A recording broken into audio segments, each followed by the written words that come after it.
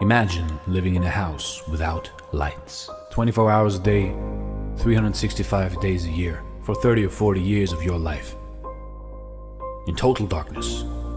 But you're still eating, sleeping, trying to wash your sheets and everything. Imagine that after 40 years you turn your lights on. You'd probably become very overwhelmed. And the first thing you'd probably say is, "Oh my God, how did this happen? I don't remember doing this." But the first thing that you will experience is overwhelm.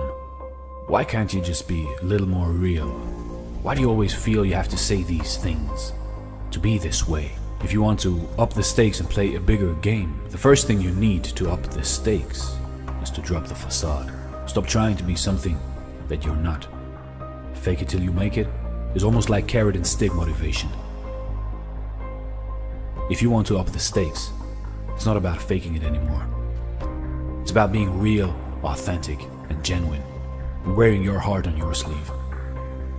Where does self-sabotage show up most for you? What is self-sabotage? Self-sabotage is a conflict of values. If self-sabotage is a conflict of values, what is it that creates that conflict? It really is very easy not to succeed when you don't know what you're doing. But here's the challenge. When you know everything that you have to do, then all of a sudden, guess what? Aware. But then there's only one thing stopping you. So when we make the decision to become more conscious and we turn the lights on, the first thing we're going to experience is an overload of information. We're going to feel overwhelmed. That it's going to trigger what? Stress. And stress is going to have a biochemical effect. Now, I'm not going to go into all of the biochemical responses that the body has to stress. There's one in particular. Do you know what it is? It's cortisol. And what does cortisol do? It's the worst hormone ever. It makes you fat, it makes you old, it makes you carcinogenic, it makes you stupid. Your IQ will be cut in half, literally. The average IQ is about 80 to 100 points. The moment you have cortisol, you're going to take roughly 50% of your IQ. And it's going to be diminished within 7 minutes. Within 7 minutes of you experiencing a high level of consciousness, within 7 minutes of you being introduced to a high level of consciousness, you're going to experience overwhelm, which is going to trigger stress. And you're going to have a tremendously great chance. The probability is very high for you to lose half of your intelligence in the next 7 minutes. How do we make sense of all of this? We take responsibility. First of all, we need to be aware that when we become more conscious, we will experience information overwhelm and we will experience stress.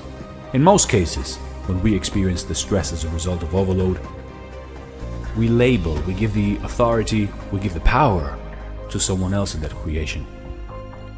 So in order to be conscious, we must be willing to accept full responsibility for everything we see when we turn on the lights. If we're not, we're going to experience very high levels of repetitive pain.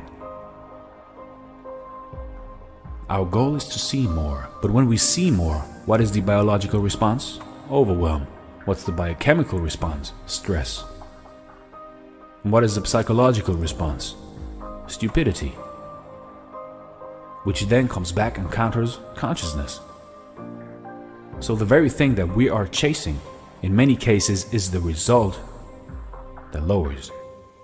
Unless we develop a relationship with stress that is different than the one you have right now. Now, when I say a relationship with stress, what do I mean? Use it as a drive? Let me ask you, when you feel stressed, what is the emotion that you feel? Imagine for a freakish moment, instead of feeling any one of those emotions, you train your psychology to experience gratitude. When we change the meaning, we change the molecules. When we change the meaning, we change the molecules. So what I'm suggesting is, when we turn the lights on, we need to accept full responsibility for what we're now starting to see. We need to expect that it is quite normal, and we don't need to fight the information overload and the overwhelm. We can be aware that often when we feel overwhelmed, stress will become present. But this is where we need to interrupt. We need to intervene and go, okay, right, I'm not choosing to feel anxious anymore. I'm not choosing to feel anger, frustration, panic. I'm now choosing to feel grateful. That consciousness without responsibility equals pain. You must be willing to own your shit.